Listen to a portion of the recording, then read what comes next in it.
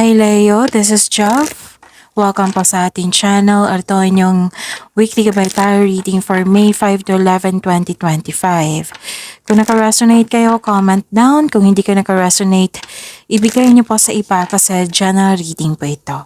This is for you, Leo, ngayong May 5 to 11, 2025.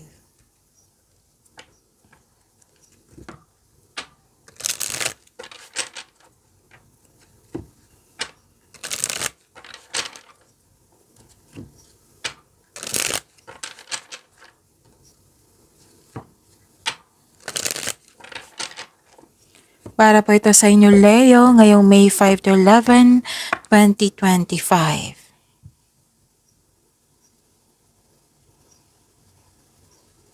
Maraming salamat po sa inyong patuloy na suporta at maraming salamat din po sa mga hindi nag-skip ng ads.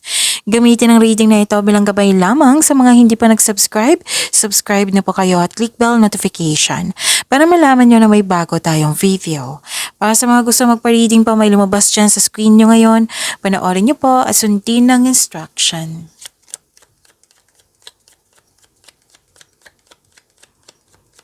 Spirit Guide, mga ganap pa para kay Leo ngayong May 5 to 11, 2025. I need 3 cards po.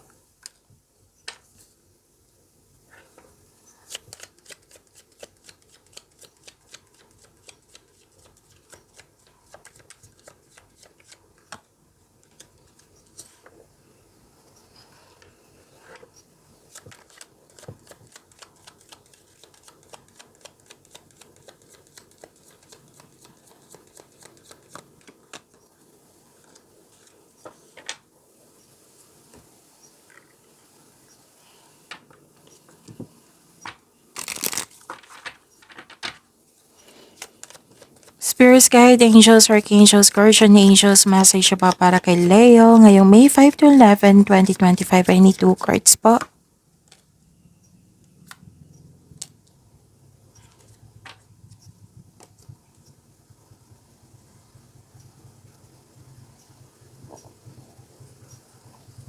Okay, Leo. May nag-uusap na magkakapatid dito, tapos may exciting na ganap, at may nakita rin akong, okay, advice ito na huwag kayong maniwala agad sa chismis. Alamin niyo muna kung totoo ba yan or hindi. Things going your way, recognition, happiness, nakikita ko dito. May success, and yes, you're happy. Tapos nakita ko rin dito, good things. Okay, good things are coming and positive opportunities, and this is good luck and good karma also. May malaking influence ang isang lalaki sa araw na ito, sa week na ito.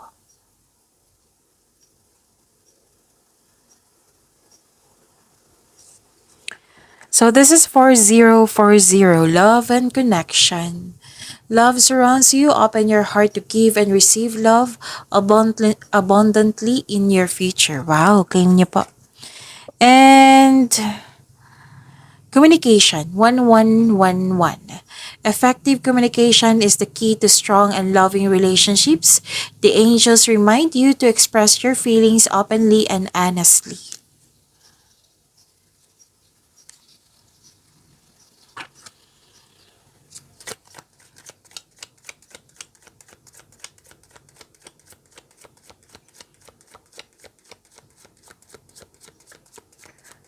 Spirits Guide, ano po yung energy ni Leo ngayong May 5 to 11, 2025?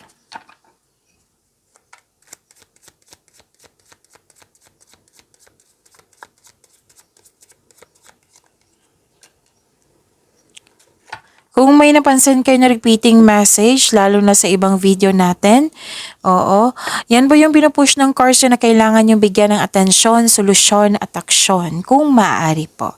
So, ano yung energy ni Leo?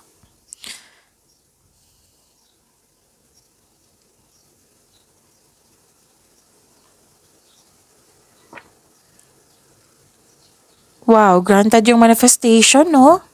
You're inspired in action, you have the power, confident kayo, tapos you are very inspired, gamit na gamit yung skill nyo ngayon.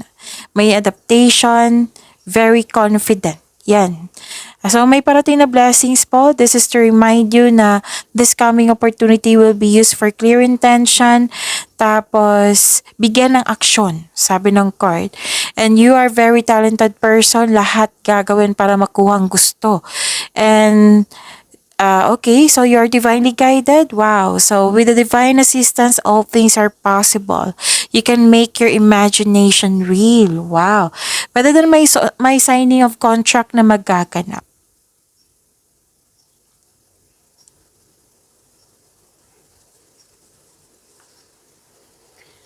At ang sabi dito na magaling kayo na leader. So, you want to win at all costs. Dalawang card ang po nagsabi dito. And, ginagamit mo ang katalinuhan mo o lohika para makamit ang tagumpay. Gumagawa ka ng aksyon upang manindigan. So, trust your intuition also.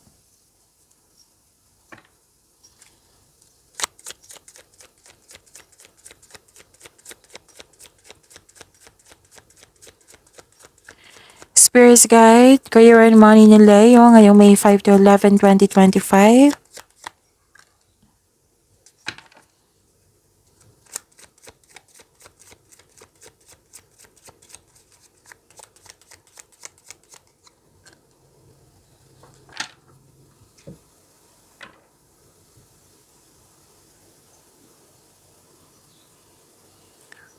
Okay, sa career and money nyo, may self-doubt ako nakikita dito ng hesitation.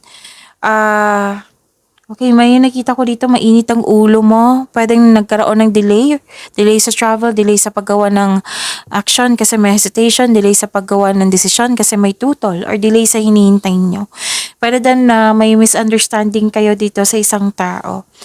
And hindi po ito ang oras na mag-give up ka, move forward kayo. Tapos, mag-ingat po daw kayo sa taong maloloko.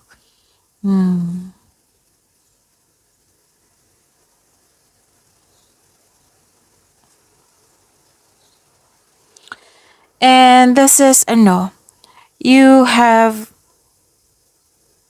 okay, so dalawang card mismo nagsabi dito ha na kailangan maging matatag, mag-focus kayo sa inyong career and money, huwag kayo magpa-apekto sa isang away.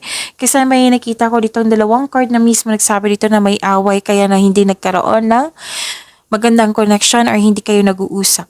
Or andyan siya pero hindi okay. Okay, so this is your career and money ha. Tapos ang advice po dito, mag-create kayo ng konkretong plano in order to regain momentum. Impulse control ay kailangan po in order to grow at mag-take action kayo in a positive direction.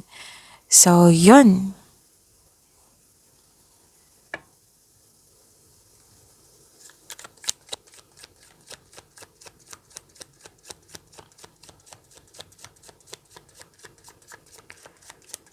Spirits Guide, Love Life, Self-Love, Partnership, and Romance ni Leo.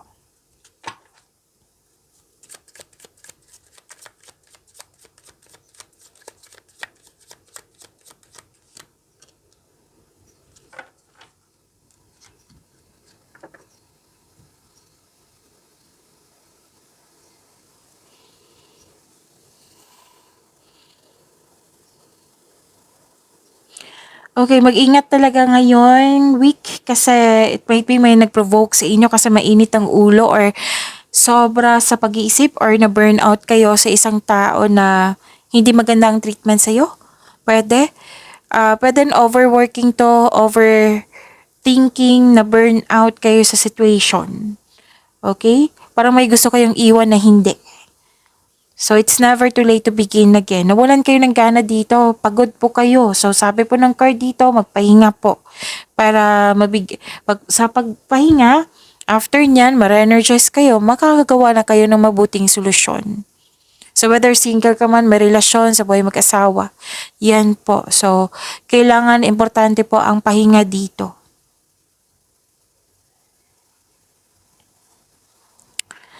And may naghihintay dito ng kapalit sa bawat bigay. May hindi dalawang card na mismo nagsabi din dito na may taong hindi nagbigay ng oras, may tao na hindi nagbigay ng halaga. May word dito na kuripot. Pwedeng sinabihan mo yung tao or kayo ang sinabihan na kuripot. Tapos may nagigpit sinturon kayo dito para pambayad ng bills. Pwede din na may concern kayo sa utang na hindi nagbayad sa inyo.